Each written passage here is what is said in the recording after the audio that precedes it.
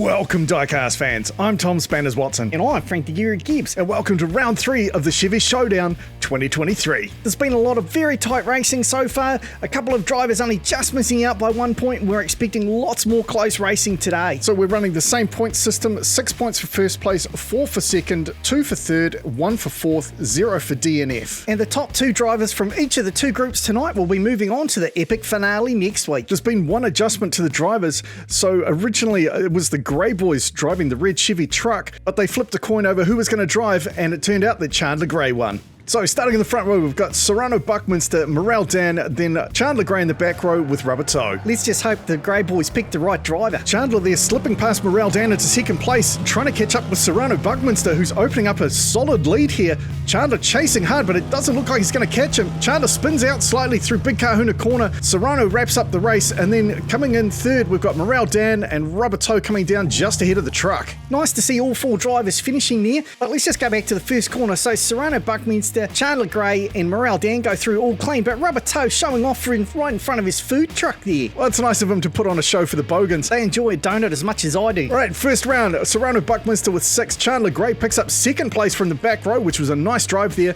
Morel Dan third and Rubber Toe fourth. It's looking like the Grey Boys did pick the right driver. Chandler doing a very nice job there to slip through into second place. Let's see if he can do it again. Well, Morel Dan and Rubber Toe leading them out this time. Morel Dan out to the lead. Serrano Buckminster slips past. He gets past Morel Dan with a beautiful drive there.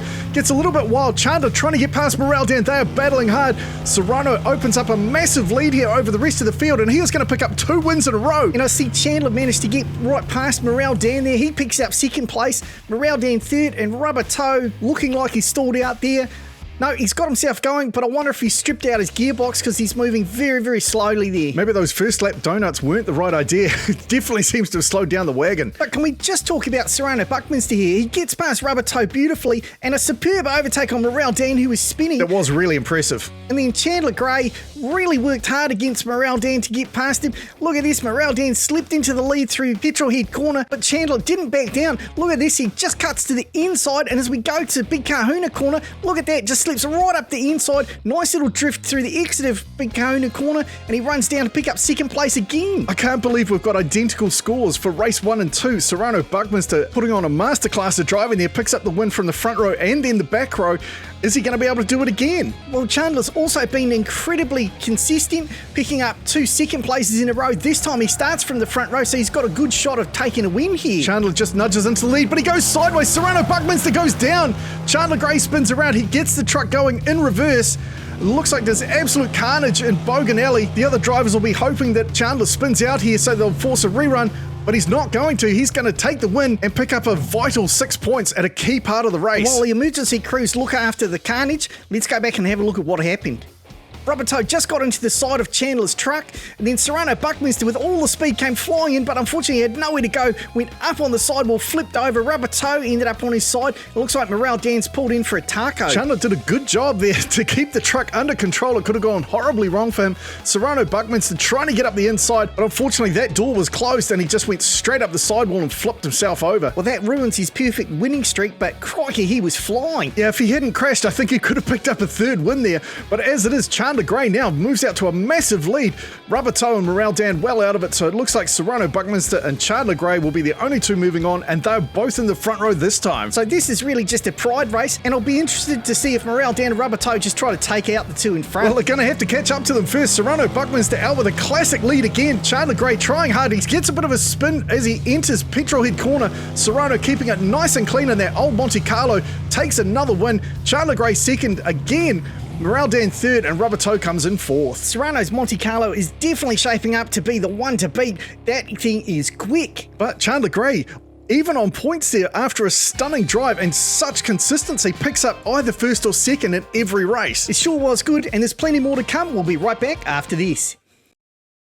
It's time for group number 2. Let's see if they can put on as good a show as the first group. Well, we've got some very experienced drivers, starting with Horthing Sung in the front row with Marcus Firegon, and then Matty Brewer and Sam Hall in the back row. Now, last week, Sam Hall bashed his way through the field. I wonder if he's going to do that again. He's going to have to catch him first. Carnage in Bogan Alley. Cars going everywhere. Horthing Sung gets away clean, but it looks like everybody else is stalled out in Bogan Alley. Clearly, Horthing Sung has no mirrors in that car, so to check who's coming up behind him, he spun around. He starts to pimble on the final straight, and he just slots it between the bus and the truck there. The other drivers are all shiny side up, which is good. It looks like Sam Hall and Marcus Feigon might have stopped for a taco, but Marcus got into the side of Hawthorne Sung, and then it was just chaos. Marcus getting right up on his side, somehow drops the car back down, but unfortunately neither of those other three drivers could get going again. It did look like Marcus tried to muscle his way through, but then he got hit by Matty Brewer. Brewer got spun around over the top of Hawthorne Sung.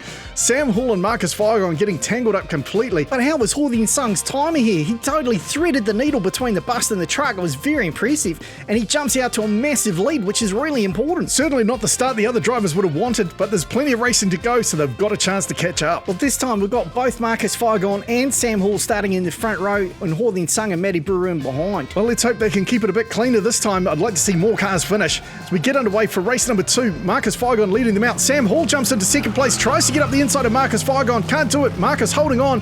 Hawthorne Sung in third place.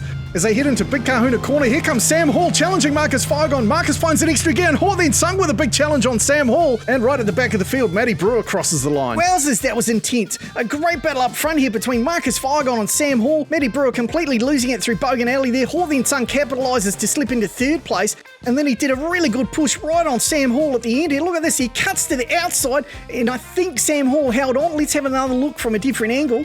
So there goes Marcus Feigon. Sam Hall just takes it, but Hawthorne Sung was hustling. A very tight battle there, and nice to see everybody finish. But congratulations, Marcus Feigon picks up the win. Sam Hall now on 4 points. Matty Brewer only with 1, but Hawthorne Sung holding on to the lead with 8 points. So the drivers are going to rotate around. This time we've got Sam Hall and Matty Brewer in the front row, Marcus Feigon and Hawthorne Sung in the back row. And you know that Marcus is going to do everything he can to get past Sam Hall. But it's Brewer with the lead at the moment. Sam Hall gets into the side of him, but they manage to keep going. Matty Brewer gets out to the lead first. Sam Hall and Marcus Feigon scrapping for second, but Sam Hall just holds on.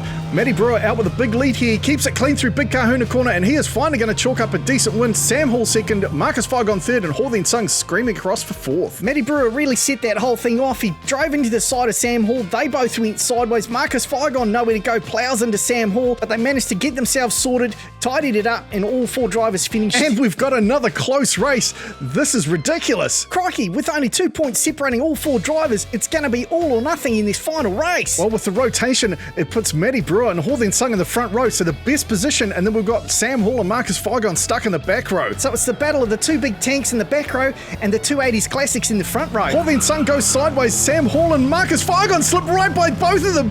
From the back row to the front row, what an exceptional drive there. Sam Hall puts the hammer down, and he's going to take the win, and a close battle between Matty Brewer and Marcus Feigon, and Hawthorne Sung coming in last place. Hawthorne Sung there trying to close the door on Sam Hall, but that lightweight Corvette didn't stand a chance against that big old tank of a Chevelle, and Marcus Feigon sits right on his tail to slip through. What a brilliant drive.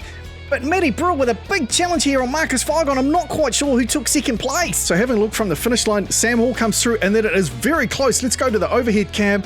There goes Sam Hall, and Marcus Feigon just takes it a fraction ahead of Matty Brewer. Congratulations, Marcus Feigon and Sam Hall picking up the win and second place from the back row incredibly, but it also means you score enough points to move through to the next round. Well, the final is shaping up to be an epic battle. So we've got a Chevelle, an El Camino, a Chevy truck, and a Monte Carlo. And I've also got a special halftime show planned for the big final, so you want to make sure you tune in for that next week as well. Well, that's enough from us today. We hope you've enjoyed the show. Thanks very much for watching. I'm Tom Spanners Watson. He's Frank the Guru Gibbs. We look forward to seeing you next time.